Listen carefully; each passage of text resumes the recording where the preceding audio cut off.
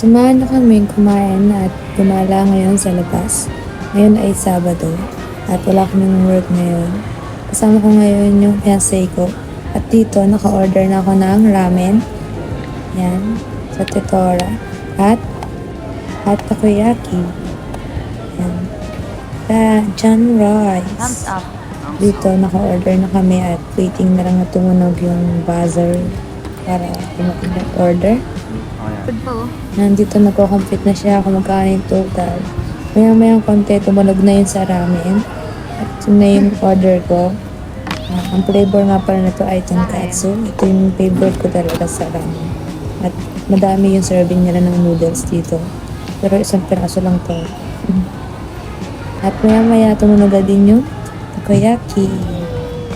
At nagalaw-galaw pa nga yung flakes niya. Gutom na kami dito, guys. Nagalaw. At dahil wala pa yung kanyang order, sad boy na sa pili. Kunin mo yung takoyaki. Waiting tayo sa kanyang order. Tamang model lang muna ng takoyaki. Hindi naman, hindi. At mga maya-maya pa, dumating na din yung kanyang order. Tumunog na yung kanyang order. Doon nga pala siya umorder sa The Crunch na chicken. Yeah. At ayan, kompleto na yung order namin. Madami lang. Kakain na kami. 50. After kumain ay napunta kami dito sa gilid na may mall din siya na bagong bukas. Happy Go ata yung tawag sa mall na ito. At puro ano siya, mga gamit sa bahay, mga helmets, mga gamit sa motor, kumpero talaga. Napakitchen man, stationaries, ganun-ganun.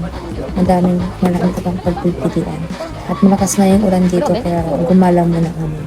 After may nabili kami kahit pa paano mga gamit sa bahay, tsinelas, Tingnan naman. kaya ng kitong lagayan niya. After Happy. nun, labas namin dito sa gilid. Bumalik ulit kami sa The Outlets. Dito tayo sa Ito gitna. nga yung bagong bukas ata ito. Na para siyang mga rides, pamperyahan, pero maganda yung mga rides dito. Kakatapusan talaga ng ulan kaya medyo basa pa yung sahig dito at maunti yung mga tao kasi mga sumilong din. Pero ngayon, unti-unti na naglalabasan. Ayan, itutour namin kayo dito. Iikot namin yan. Medyo mahirap lang talaga kasi basa talaga yung lupa dito. Kanina, pina-under nila yan. Siguro, testing nila bago nila ipagamit. Kasi hapon na rin to. Parang hapon hanggang gabi siguro yung pag-open nila ng mga rides. Kasi mas maganda talaga siya sa gabi. Hindi siya mainit.